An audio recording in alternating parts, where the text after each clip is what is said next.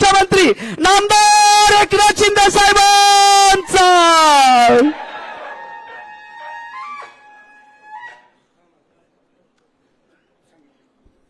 छत्रपती शिवाजी महाराज की जय। भवानी धर्मवीर छत्रपती संभाजी महाराज की। कोयना दौलत डोंगरी महोत्सव, कोयना ही आपलं दौलतच आहे आणि त्या नावाचा महोत्सव होतोय, याच्यापेक्षा दुसरा काय आनंद असू शकतो। आणि या डोंगरी महोत्सवाला उपस्थित संयोजक या जिल्ह्याचे पालकमंत्री शंभूराज देसाई, जिल्हाधिकारी Santosh Patil ji, CO ZP Yashani Nagarajan madam, Vaishali Kadukar madam, आपल्या प्रशासकीय SP madam, Gatne MT MTDC, Raviraj Desai, Yashraj Desai, Sharad Kanse, जेवण शेलार, बीएन पाटील, रोकडे आपले सुप्रिटेंडेंट इंजिनियर, अशोक पाटील, सविता पवार सभापती पंचायत समिती, विजय पवार, बाळासाहेब पाटील, विलास गोडांबे आणि व्यासपीठावरील सर्व सन्माननीय मान्यवर, जेवढी नावं माझ्याकडे आहेत तेवढी वाचलेली आहेत मी, बाकी राहिले असतील ते सर्व पदाधिकारी, सर्व मान्यवर आणि या सभागृहात जमलेल्या माझ्या लाडक्या बहिणींनो आणि लाडक्या भावांनो, खरं म्हणजे निसर्गरम्य अशा ऐतिहासिक अशा सातारा जिल्ह्यात या कोयना डोंगरी महोत्सव गेले 5 दिवस या ठिकाणी आयोजित केलेला, आज शेवटचा दिवस आहे। पण शंभूराज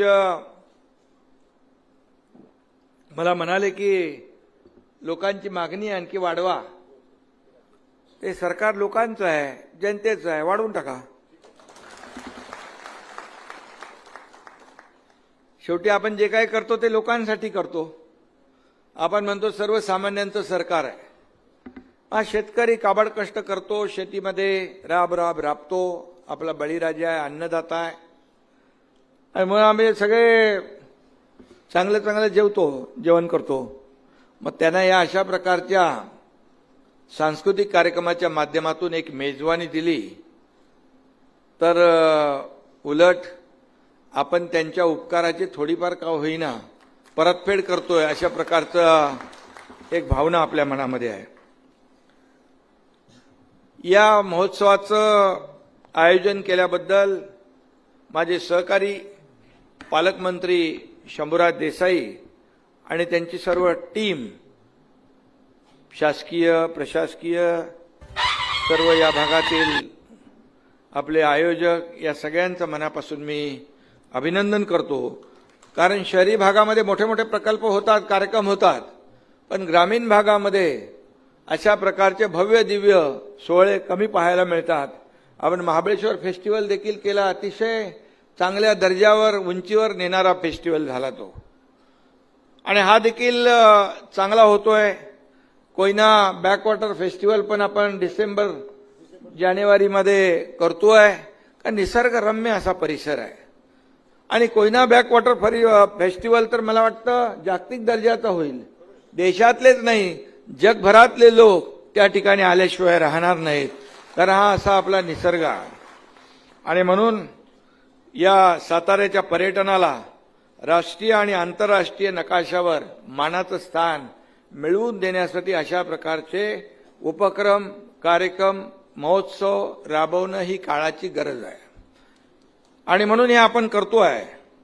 आणि महाराष्ट्र राज्य पर्यटन विकास महामंडळ आणि पर्यटन विभागाचे सर्व अधिकारी कर्मचारी यांनी देखील मेहनत घेतली, या सगळ्यांचं अभिनंदन करायला पाहिजे, त्यांना धन्यवाद द्यायला पाहिजे। मी नेहमी सातारचा भूमिपुत्र आहे, याचा मला सार्थ अभिमान आहे. आणि मी नेहमी सांगत असतो की आता शंभूराजांनी सांगितलं, जेव्हा मी गावी येतो तर गावी आलो की मी काय नुसता गावाला आराम करायला येत नाही. तिथं जत्रा असते लोकांची, तिकडं काय म्हणतो आपकी आता आपला दरबार, जनता दरबार सुरू असतो आणि तो एक ठराविक वेळ असतो. पण नंतर मी आणि अगोदर सकाळी शेतीमध्ये जातो, आपोआप माझे पाय शेतीकडे वळतात आणि हात मातीमध्ये वळतात. कारण शेवटी मी एका शेतकऱ्याचा मुलगा आहे आणि शेवटी शेतकरी हा शेतकरी आहे. आणि मग मी आल्यानंतर कलेक्टर इकडे आहे, त्यांना माहीत आहे, आणि अगोदरचे पण आपले दुडी होते. मी आलो की 1000, 500, 2000 झाडं तर लावतोच म्हणजे लावतो. आणि माझ्याकडं आता शंभूराजला माहीत आहे, वेगवेगळ्या व्हरायटी केल्यात. म्हणजे आता आपल्या भागामध्ये भात आणि नाचणी वगैरे या सगळ्या गोष्टी, वरी वगैरे होते. परंतु माझ्या भागामध्ये, त्या भागामध्ये आम्ही क्लस्टर शेतीचं प्रयोजन केलं. एकत्रित समूह शेती, एकत्र येऊन शेतकऱ्यांनी, कारण लँड होल्डिंग छोटी छोटी असल्यामुळे एकत्र क्लस्टर शेतीची आवश्यकता आहे, त्याला आपल्याला प्राधान्य द्यायचं आहे. त्याचबरोबर आमच्या शेतात आम्ही तिकडं आंबा तर आहेच, काजू पण आहे, जांभूळ पण आहे, आवळा पण आहे, तिथं काश्मीरमधला सफरचंद पण आहे आणि आवाकडू पण आहे, चंदन आहे, रक्तचंदन आहे, अगरूड आहे, सगळ्या प्रकारचे झाडं तिथं लागलेली आहेत. आणि आता मी तिथं सांगितलंय की नवीन प्रयोग करायचा आहे, ॲप्रिकॉट आणि आपलं केसर. कॉफी लागलेली आहे, कॉफीचं शेत होत आहे. आता मोठे त्या ठिकाणी मेळे होऊ शकतील, लोक एकत्र येऊन काम करू शकतात. बांबूची लागवड कलेक्टर महोदय किती झाली आपल्याकडे? 8000 एकर. एकरामध्ये लोकांनी कन्सेंट दिलेले आहेत. बांबू पहिलं कोणी दुर्लक्षित होतं, मग मी त्या पाशा पटेलला मुख्यमंत्री असताना त्याचा प्रमुख केला. म्हणाले बांबूचे काय, तू काय बांबूला काय दुर्लक्षित समजतो? बांबू फक्त काय जाताना वापरत नाही माणसं. बांबूपासून कितीतरी एअरपोर्ट बनवलेत. मँगलोरचा एअरपोर्ट बनवला आहे, आपलं दिल्लीचं संसद भवनामध्ये बांबू वापरला आहे. या ठिकाणी बांबूचे बाय प्रॉडक्ट एवढे आहेत, खूप मोठ्या प्रमाणात. बांबूचे दागिन्यापासून मला त्या काय त्याचं नाव का पाशा पटेलने टी शर्ट पण मला दिलाय, टॉवेल पण दिलाय, चष्मा पण बनवलाय, घड्याळ पण बनवलंय बांबूचं. एवढं सगळं बांबूचं बाय प्रॉडक्ट आहे. आणखी काय काय बघा, कुठं कुठं अजून बांबू लावायला लागतात, ते पण लावतात सगळे. याचाही उपयोग होतो. आणि त्यामुळे बांबू हे पहिलं काय होतं, दुर्लक्षित होतं. पण या देशाचे प्रधानमंत्री नरेंद्र मोदीजींनी म्हटलं, अभी बांबू ये बास नाही, बांबू ये घास आहे. मग त्यातल्या सगळ्या अटी शर्ती काढून टाकल्या, नियम काढून टाकले. आता बांबू मोठ्या प्रमाणावर आपल्याला, त्याला मनरेगातून आपण अनुदान देतोय मोठ्या प्रमाणावर, 6 लाख का काहीतरी हेक्टरी. त्यामुळे आता बांबू हा पूर्वीसारखा दुर्लक्षित राहिलेला नाही. त्यामुळे असे जे काही आपल्याला प्रयोग करता येतील ते केले पाहिजे, नाविन्यपूर्ण. शेवटी प्रगत शेतकरी हा महत्वाचा आहे. या ठिकाणी पर्यटनाला वाव आहे. आज आपण बघितलं, आज किती उद्घाटनं झाली. शंभूराजच्या डोक्यातून नवीन नवीन कल्पना इथे येतात. एक पूल बांधला, त्याच्या बाजूला आपण आता हे करतोय, घाट बनवतोय, वॉटर स्पोर्ट करतोय, नाही सीलिंग करतोय. मुंबईसारखं सीलिंगचं लुक त्याला येणार आहे. बाजूला असं ते काय तुम्ही दरवाजे काय साईडला गेट, केबल शेड तर आहे, केबल शेड आहे, त्याला चांगला लुक येईल. पॅनलिंग करतायत, गेट सारखं बनवताय. आणि त्याला 25 कोटी रुपये तुम्ही MMRD कडून आणले. MMRDA इकडे काम करू शकत नाही. MMR क्षेत्रापुरती मर्यादित आहे. बघा कसे गपचूप या शंभूराजनी 25 कोटी आणले आणि 25 कोटीची ऑर्डर पण काढली. माझं काम असंच असतं, no reason on the spot decision. करतो, बघतो, पाहतो, हे काय नो हा माझ्या डिक्शनरीत शब्द नव्हता. नाही, मी मुख्यमंत्री असताना माझ्याकडे यायचं वैशिष्ट्यपूर्ण. आता जे वैशिष्ट्यपूर्ण नाही ते पण हे मला बनवायचे त्याच्यामध्ये वैशिष्ट्यपूर्ण हा विशेष बाब स्पेशल केस. आता त्याच्यामध्ये MMRDA कडून 150 कोटी रुपये मी दिले. त्या आपल्या घर पडली त्यांना दरडग्रस्तांना. तेव्हा मी मुख्यमंत्री नव्हतो, तेव्हा होतो UD मिनिस्टर होतो, पण मी माझ्या अधिकाराचा वापर केला. मी म्हणालो MMRDAचे आमचे अधिकारी आहेत, त्यांना म्हणालो तिकडे दरड पडली आहे, लोक आपले संकटात आहेत, मग संकट तिथं आपण धावून गेलं पाहिजे, आपत्ती तिथं आपण धावून गेलं पाहिजे. काय करायचं साहेब? बोले घरं बांधायचे तिकडं. अरे बोले MMRDA क्षेत्राच्या बाहेर आहे. अरे बोले ती माणसंच आहेत ना, ती इथं राहणारी का तिथं राहणारी माणसंच आहेत, जीव सारखाच आहे. आणि लगेच मी बोलो माझा आदेश लिहून टाका, माझी सही घ्या, 150 कोटी रुपये आपण मंजूर केले. त्यातले ते लोक आले होते आता घर घ्यायला. आता इथं घर, त्यांना एक आनंद, चांगलं घर झालंय ना, क्वालिटी. तर चांगले क्वालिटीची घरं त्या ठिकाणी होत आहेत. मुख्यमंत्री तिकडे होते, बोले 1 महिना वाढवून द्यायला गेली KYC करायला. शंभूराज 1 महिना वाढवलाय आपण, 1 महिना आता वाढवून दिलेला आहे ती KYC करायला. त्यामुळे बघा, पात्र लाडक्या बहिणींना कुणी वंचित ठेवू शकणार नाही. आपण शेतकऱ्यांना 6,000 रुपये मोदी साहेब देत होते, त्या काळात नमो शेतकरी सन्मान योजना चालू केली आपण. 6,000 ते 6,000 हे म्हणजे वर्षाला 12,000 रुपये शेतकऱ्यांना देण्याचा निर्णय झाला. 6,000 मोदी साहेबांचे, 6,000 आपल्या सरकारचे. आपण ते मी मुख्यमंत्री असताना सुरू केला. आज शेतकऱ्यांना त्याचा फायदा मिळतोय. पीक विमा योजना आपण सुलभ केली. कर्जमाफीची योजना आम्ही तेव्हा जाहीर केली होती. कर्जमाफीची योजना जाहीर केली आणि लाडक्या बहिणींना म्हणालो 1,500 ना 2,100 देणार. पत्रकार आता मला विचारतात कधी 2,100 देणार? योग्य वेळी आम्ही देणार, बिलकुल देणार. आम्ही कधी प्रिंटिंग मिस्टेक म्हणणार नाही. एवढं सगळं ओढाताण होती तरी सुद्धा शेतकऱ्यांची कर्जमाफी या अर्थसंकल्पात आम्ही निर्णय जाहीर केला आणि ते पैसे आम्ही देणार. शेवटी शेतकरी आपला मायबाप आहे. मी नेहमी सांगतो, या महाराष्ट्राच्या तिजोरीवर पहिला अधिकार कुणाचा असेल तर शेतकऱ्याचा, माझ्या शेतकऱ्याचा अधिकार आहे. आणि या योजना तुम्हाला सांगायला गेलो तर वेळ पुरणार नाही. अगोदरच्या सरकारमध्ये 2 सुप्रमा मिळाल्या होत्या सिंचन योजनेच्या. काय शंभूराज, तुम्ही पण होते. आणि मी मुख्यमंत्री असताना 175 सुधारित प्रशासकीय मान्यता दिल्या. 175. आणि आता ह्या 1-1.5 वर्षामध्ये जवळपास टोटल मिळून आता 200च्या 225च्या वर गेलं. हे लाखो हेक्टर जमीन, शेतजमीन सिंचनाखाली येणार आहे. शेवटी शेतकऱ्याला तुम्हाला जगवायचं असेल तर या ठिकाणी हे निर्णय घ्यायला लागतील. बोंडारवाडी धरणाचं देखील आपण बोललोय. बोंडारवाडी धरणाची देखील एक बैठक लावू आपण, त्याला देखील चालना देऊ. शेवटी जे जे आपण बोललेलो आहे ते बघा, काही गोष्टी लगेच होऊन जातात, काही थोडा शॉर्ट टर्म, लॉंग टर्म आणि मिड टर्म असं 3 प्रकारचं आपलं काम असतं. पण आम्ही जे बोललोय ते करणार, एवढं मात्र निश्चित लक्षात ठेवा. कारण आपल्याला खोटं बोलण्याचं काम बाळासाहेबांनी, आनंदगी साहेबांनी शिकवलं नाही. आणि म्हणून एवढ्या मोठ्या मोठ्या योजना केल्या, युवकांसाठी देखील योजना केल्या. त्यातलं काही चालू आहेत, त्यातलं काही सुरू करायच्या आहेत, त्या देखील सुरू होतील. स्किल डेव्हलपमेंट, लोकांच्या हाताला काम मिळालं पाहिजे.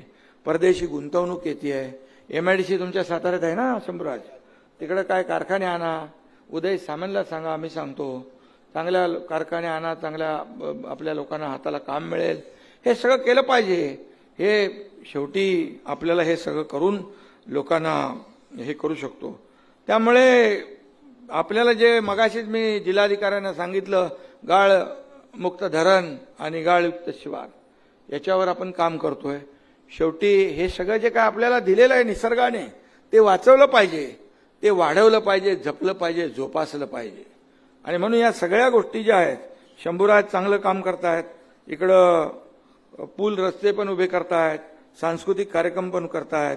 आणि माझं एकच सगळ्यांना सांगणं आहे, पर्यटनाला आता आपण रोपवेला पैसे दिले या अर्थसंकल्पात.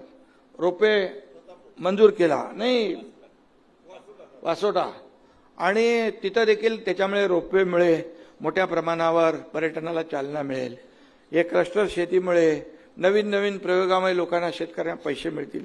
माझी इच्छा एकच आहे, या भागातला तरुण कोणीही नोकरीसाठी गाव सोडून बाहेर जाता कामा नये.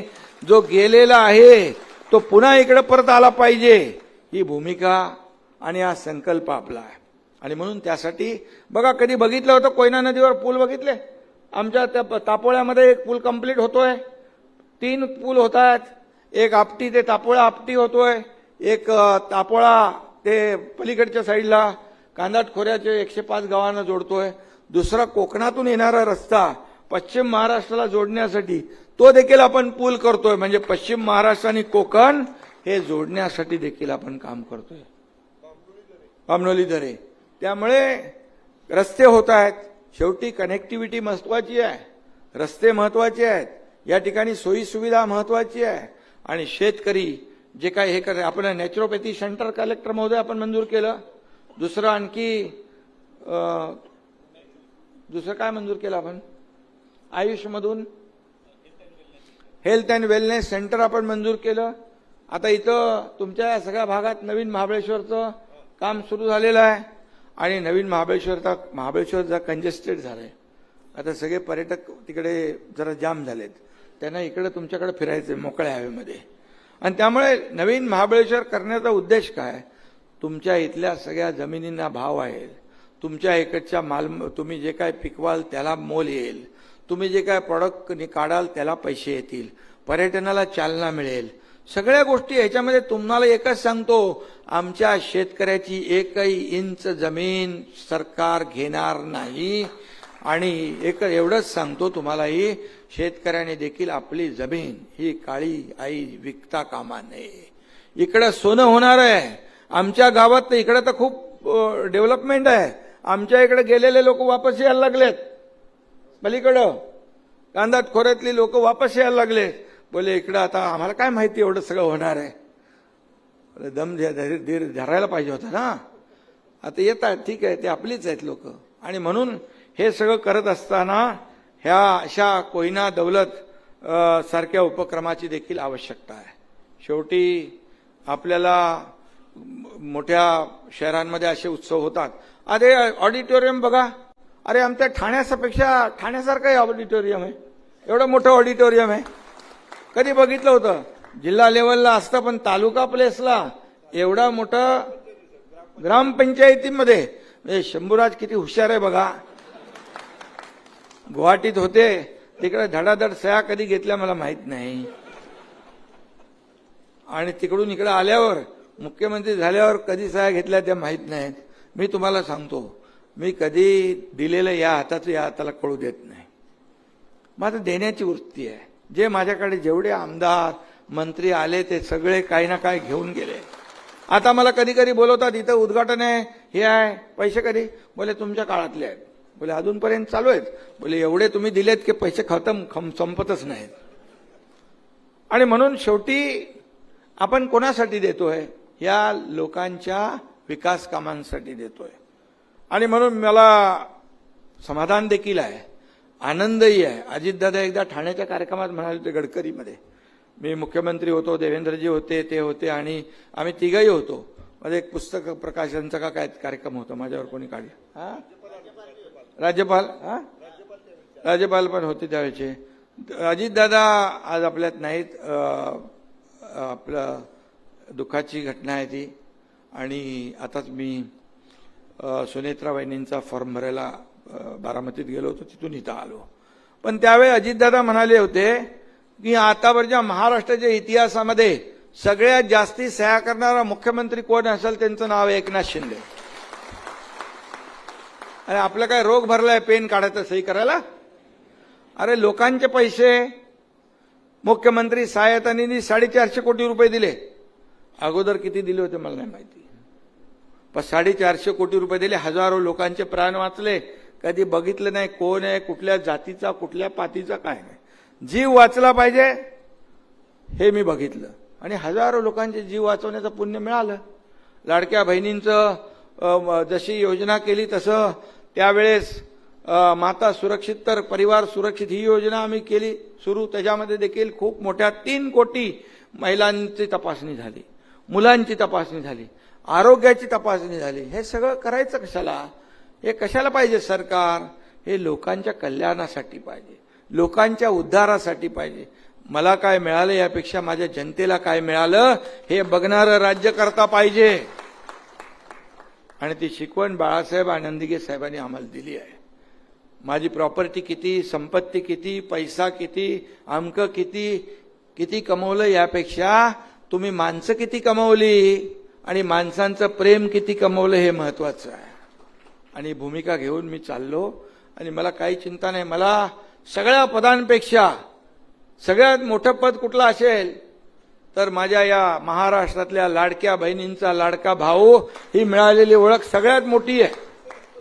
याचा आनंद आहे, मला समाधान आहे. आणि म्हणून आपल्या इकडची सातारची मंडळी आहेत, सरळ साधी भोळी असतात. पण एकदा शब्द दिला की शब्द दिला, मग तो पूर्ण करायचा, मग मागे फिरायचं नाही. एक बार मैंने कमिटमेंट कर दी तो फिर मैं खुद की भी नहीं सुनता. अशा प्रकारचं काम आपण केलं, अशा प्रकारचं काम केलं आणि म्हणून लोक विश्वास ठेवतात. आज बघा सह्याद्रीच्या डोंगर रांगा आहेत, कोयना धरणाचा विस्तीर्ण जलसाठा आहे आणि त्याच्या साक्षीने महोत्सव जो होतोय त्यामुळे पर्यटकांना केवळ निसर्ग सौंदर्य नाही तर पॅराग्लायडिंग, सीप्लेन राईड यासारख्या साहसी खेळांचा देखील आनंद लुटता येतो.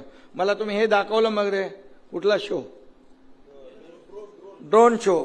अरे ड्रोन शो कधी बघितला होता ग्रामीण भागातल्या लोकांनी? ड्रोन शो बघितला. शंभूराज देसाई काय काय बघा दाखवतात, ते चांगलं चांगलं दाखवतात. आणि म्हणून दिग्गज कलाकारांनी हजेरी लावली आहे.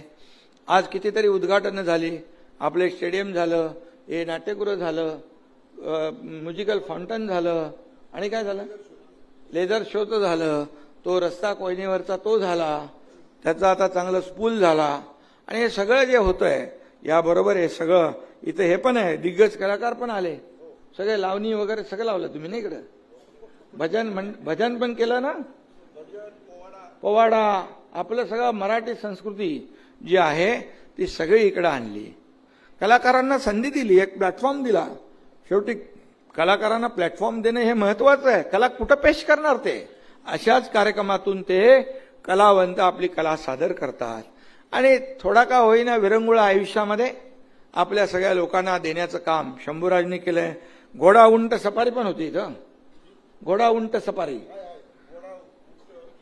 भजन कीर्तन, महिला बचत गटाचे स्टॉल, हस्तकला प्रदर्शन, खूप काही केलं, कृषी प्रदर्शन, पशु पक्षी प्रदर्शन.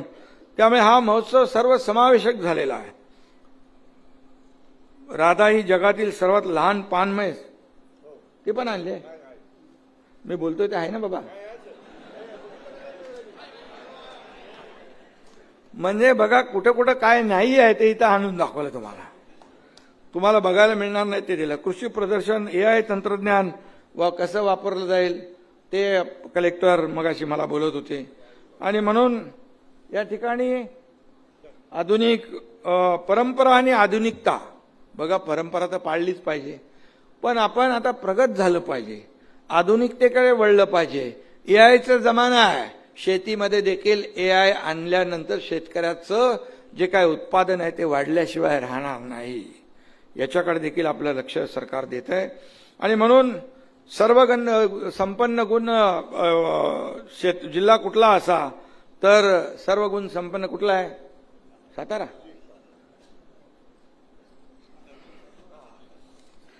नक्कीच साताऱ्याकडे बोट दाखवलं जाईल.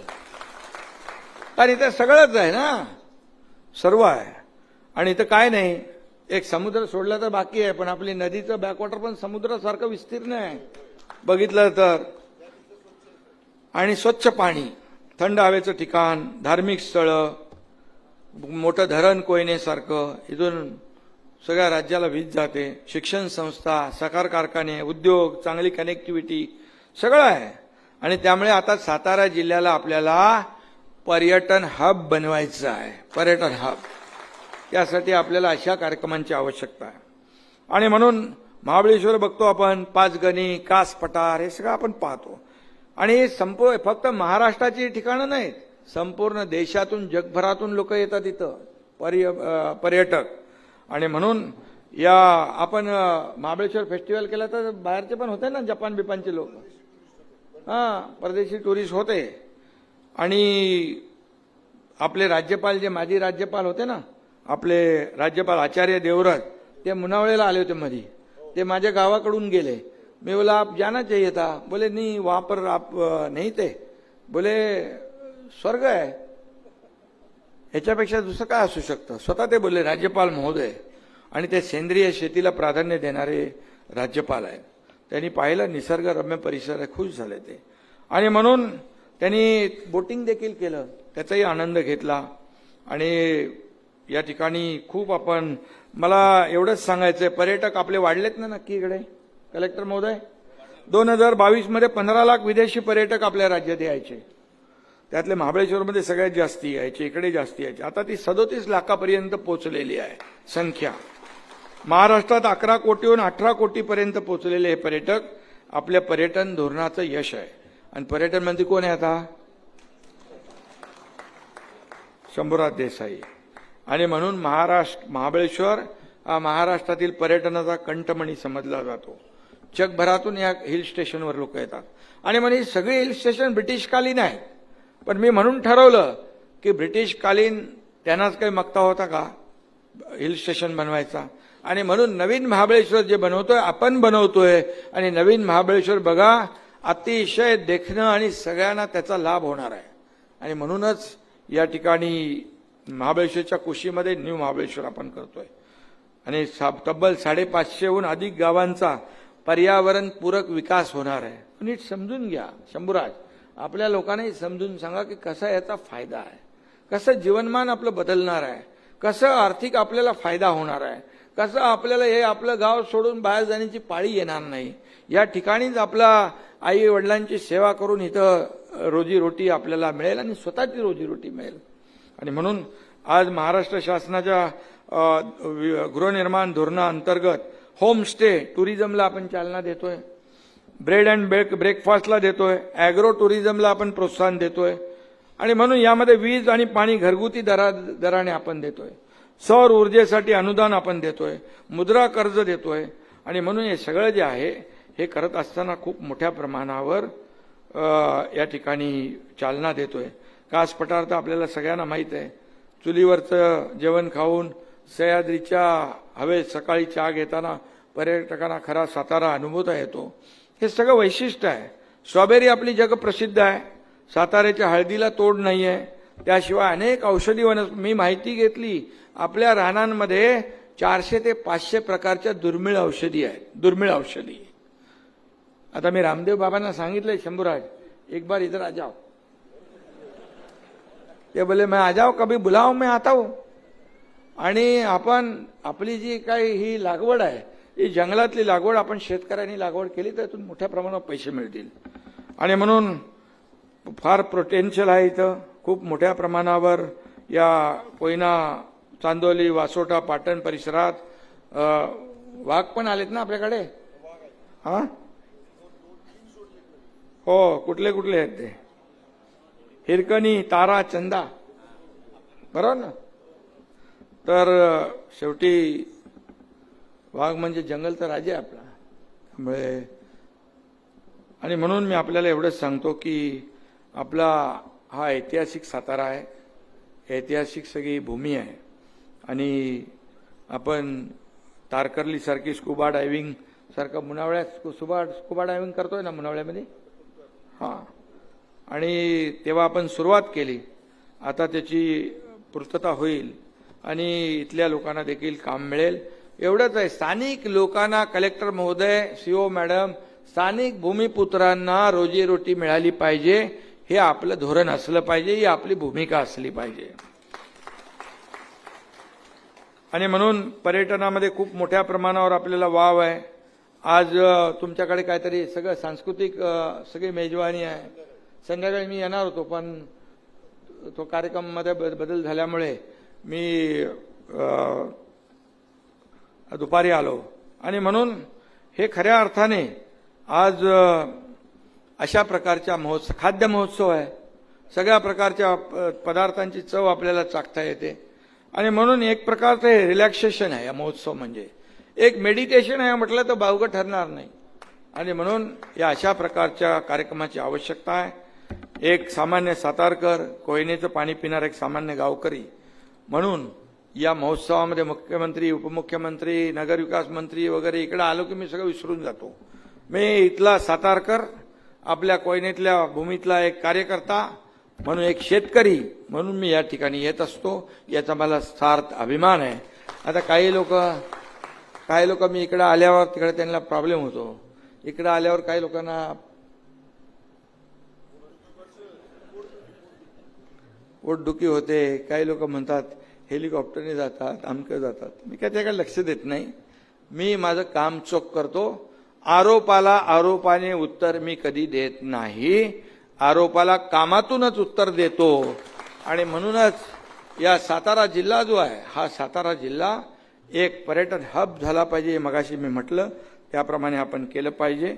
आणि ही भूमी छत्रपतींच्या पदस्पर्शाने पावन झालेली भूमी, ऐतिहासिक भूमी आहे. ऐतिहासिक सगळं आहे. आणि याचे आपण सगळे साक्षीदार आहोत. या भूमीमध्ये आपला जन्म झाला हे आपलं मोठं भाग्य आहे.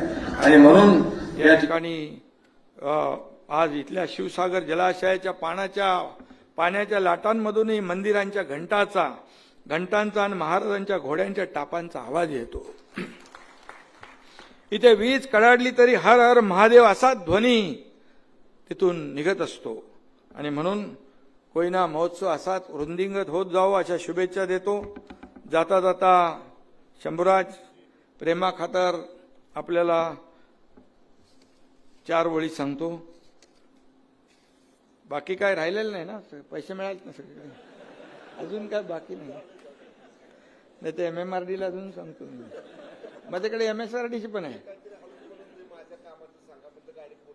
MSRDC पण माझ्याकडे आहे, MMRD माझ्याकडे आहे.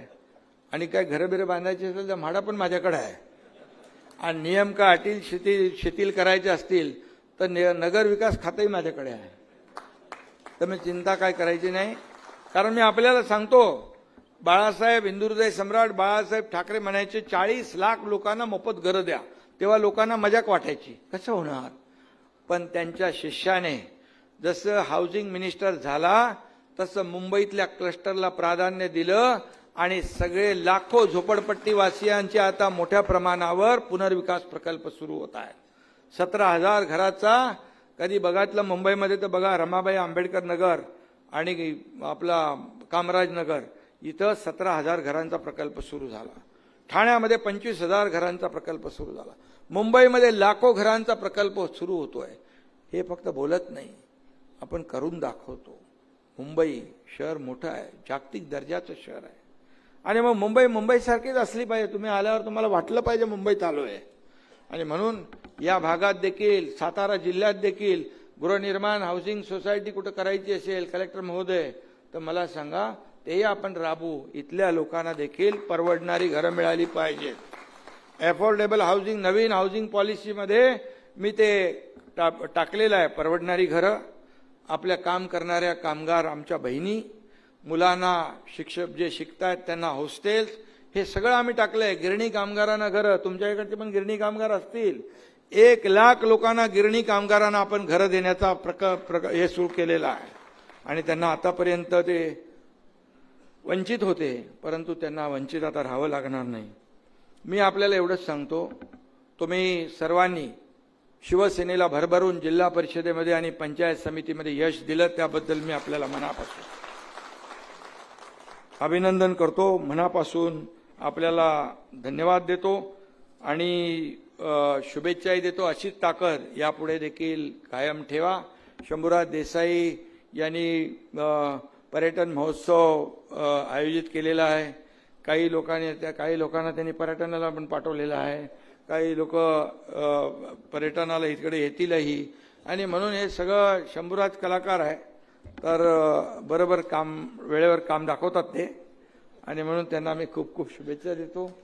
आणि जाता जाता एवढंच सांगतो की सह्याद्री की ठंडी हवा कोयना का शांत जल, सह्याद्री की ठंडी हवा, कोयना का शांत जल, कास पठार पर फूलों की रंगीन बिछी अनमोल, कास पठार पर फूलों की रंगीन बिछी अनमोल, महाबळेश्वर की चादर ओढ़े पांच गनी मुस्कुराए, सातारा पुकारता है आओ यहाँ ठहर जाए, आओ यहाँ ठहर जाए. म्हणजे इकडे तुम्ही आता पर्यटन महोत्सवात लोकांना इकडे आकर्षित केलेला आहे आणि हे कायम ठेवा.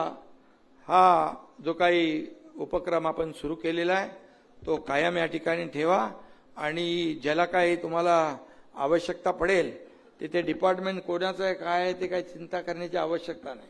तुम्हाला इथंच आता 250 कोटी रुपये MMRDने दिले, बरोबर ना. आणि तुम्ही आता मी जेव्हा मुख्यमंत्री असताना दिलेले अजून कामं चालूच असतील, चालू आहे. त्यामुळे निधी विकास कामाला कधीही कमी पडू देणार नाही, हा एकनाथ शिंदेचा शब्द आहे. धन्यवाद. जय हिंद, जय महाराष्ट्र.